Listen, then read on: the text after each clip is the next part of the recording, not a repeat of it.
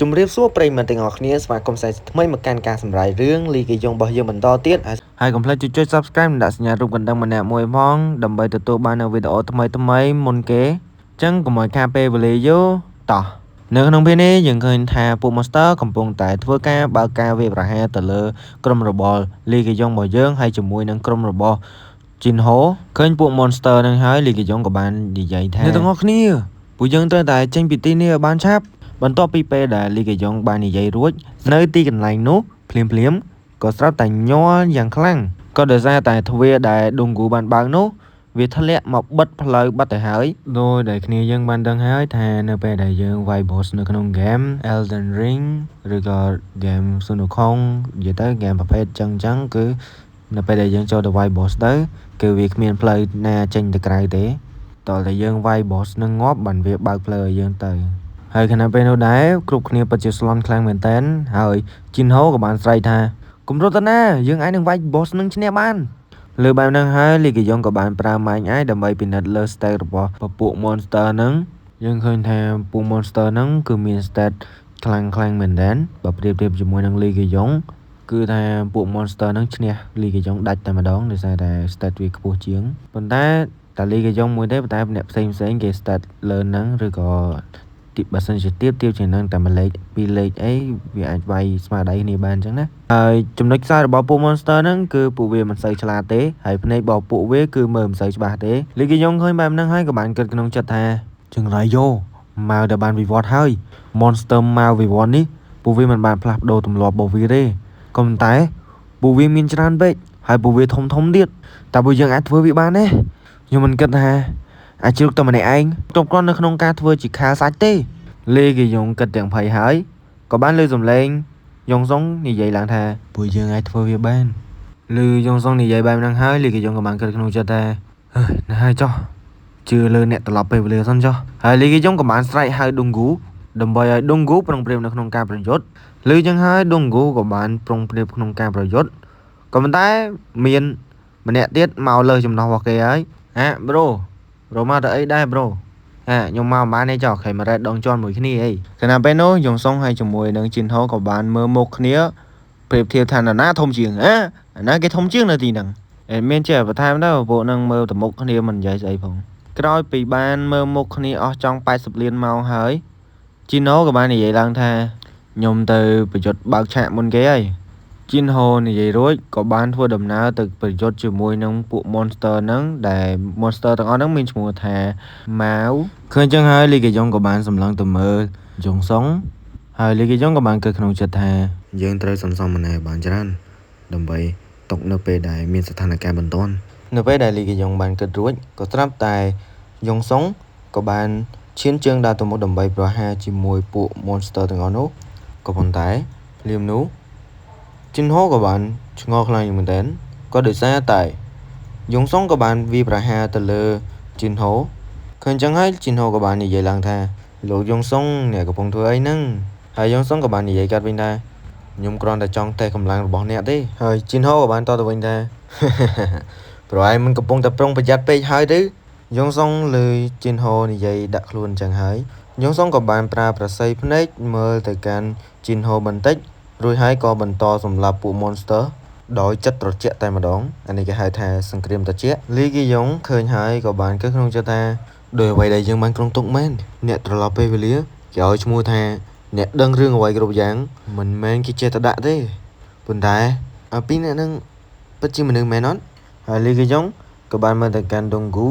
ហើយភ្លាមនោះដែរដុងគូក៏បានប្រើ skill របស់ខ្លួនធ្វើការបើកការវាយប្រហារទៅលើពួក monster នោះដោយជះរាងពិតជាសង្ហាហើយមាំមែនទែនបាទដែលធ្វើឲ្យលីកេយ៉ុងពិតជារំភើបខ្លាំងមែនទែនហើយលីកេយ៉ុងក៏បានគិតថាអានេះបានហៅថាជា shield man ហើយលីកេយ៉ុងក៏បានបែរភ្នែកក្រឡេកទៅមើលហាយ៉ានវិញម្ដងឃើញថាហាយ៉ានកំពុងតែ cast spell ដើម្បីការពារនិងដើម្បីជាជំនួយទៅដល់អូប៉ារបស់នាងដែលជាលីកេយ៉ុងរបស់យើងហើយ spell មួយនោះដែរគឺមានឈ្មោះថា Air Boom ប្រែមកថាខ្យល់ក្រោបបែករួចហើយក៏បានប្រើ spell នោះទៅលើពួក monster ទាំងអស់នោះទៅហើយក៏បានផ្ទុះបន្ទុះយ៉ាងខ្លាំងតែម្ដងហើយលីកេយ៉ុងរបស់យើងបានត្រឹមតែឈរមើលគេទះដៃអបអសាទរទេតែប៉ុណ្្នឹងឯង ហើយលីគេយ៉ងរបស់យើងក៏បានកើតក្នុងចិត្តថាមើលទៅកាន់ហាយ៉ានរបស់យើងពិតជាលយមែនពិតជាខ្លាំងមែនទែនហើយជីនហូឯងបានចូលទៅក្នុងទឹកកំពុងតែក្តៅហើយបើអញ្ចឹងយើងគួរតែឲ្យអំណោយដល់ឯងមួយបន្ទាប់មកលីគេយ៉ងក៏បាននិយាយទៅកាន់ហាយ៉ានអរគុណច្រើនណានិយាយរួចលីគេយ៉ងក៏បានអោនទៅចិត្តដើម្បីខ្សឹបជាមួយហាយ៉ានដោយលីគេយ៉ងបានខ្សឹបប្រាប់ហាយ៉ានថាខណៈពេលនេះបងគ្រាន់តែនិយាយម្ដងទេបើសិនជាក្រុមជីនហូសុំជំនួយអូនឯងកុំជួយពួកគេដឹងនៅលើចឹងហើយហាយ៉ានក៏បានឆ្លើយថាចាអូប៉ាក្រោយពីបានស្ដាប់ហាយ៉ាននិយាយអញ្ចឹងហើយលីគេយ៉ងក៏បានកើតក្នុងចិត្តថាយើងនឹងប្រើឱកាសនេះដើម្បីវាប្រហារជាមុនលីគេយ៉ងបានគិតក្រុងការຕົកជាមុនរួចហើយខណៈពេលនោះដែរក្រុមរបស់ជីនហូក៏បានស្រែកហៅជំនួយពីហាយ៉ានរបស់យើងហើយអាប៉ែស៊ូវូនឹងក៏បានស្រែកហៅថាកញ្ញាហាយ៉ានជួយខ្ញុំផងហើយលីគេយ៉ងក៏បាននិយាយថាសូមអ្នកទាំងអស់គ្នារងចាំបន្តិចខ្ញុំកំពុងតែបង្កើនម្នាក់ឡើងវិញហើយភ្លាមនោះដែរក៏មាន monster មួយវាប្រហារមកលើស៊ុកវូពីក្រោយខ្នងហើយសូម្បីតែគ្នាស៊ុកវូហ្នឹងក៏បានត្រូវវាប្រហាររបស់ពួក monster ផងដែរហើយស៊ុកវូក៏ត្រូវមួយកណ្ដាប់ដៃរបស់ monster ហ្នឹងទៅហើយចំណែកឯលីគេយ៉ងក៏បានឈរមើលទាំងសប្បាយចិត្តជាមួយនឹងហាយ៉ាននិយាយទៅកញ្ញាហាយ៉ានហ្នឹងហេតុតែស្រឡាញ់គេខ្លាំងគេឲ្យធ្វើអីក៏ធ្វើដែរហើយលីគេយ៉ងក៏បានស្រែកឌឺទៅកាន់ពួកនោះថាអ្នកនរគ្នារងចាំបន្តិចណាអ្នកនរគ្នាអាចធ្វើបានហើយពួកនោះក៏បានតទៅវិញថាអូយហើយ5មេជឿលឿនឡើង support ពួកយើងហើយលីគេយ៉ងក៏បានតវិញថារៀងយូរតិចហើយសូមរងចាំអ្នកនរគ្នាអាចធ្វើបានអ្នកនរគ្នាគ្រាន់តែគិតពីគ្រួសារអ្នកនរគ្នាដែលនៅលើភពផែនដីអ្នកនរគ្នាត្រូវតែទប់ទល់ឲ្យបានយូរអ្នកនរគ្នាអាចទប់ទល់ជាប់អ្នកនរគ្នាអាចធ្វើបានហើយពួកនោះក៏បានស្រែកវិញថាអាចង្រៃយោឯងស្ងាត់មកទៅលឿនឯងប្រើ magic លឿនឡើងអាប្រកាច់យោហើយលីគេយ៉ងក៏បានតបវិញថាវាចិត្តបានហើយអ្នកទាំងអស់គ្នាហើយលីគេយ៉ងក៏បានគិតក្នុងចិត្តថានៅពេលដែលមានមនុស្ស5នាក់វាតែងតែមានមនុស្សម្នាក់ដែលជាកាកជាងគេជាសម្រាមតែម្ដងហើយថ្ងៃនេះមករួមក្រុមដែលសម្រាមនោះគឺជាខ្ញុំក៏រួចក៏បានប្រើ magic fireball ដាក់ទៅលើពួក monster នោះហើយក្រុម fireball នោះក៏បានហត់ទៅដល់ពួក monster នោះក៏បានដុត monster នោះទាំងអស់នោះទៅអើយវាបានបញ្ចប់ហើយទូទ្រូនទេ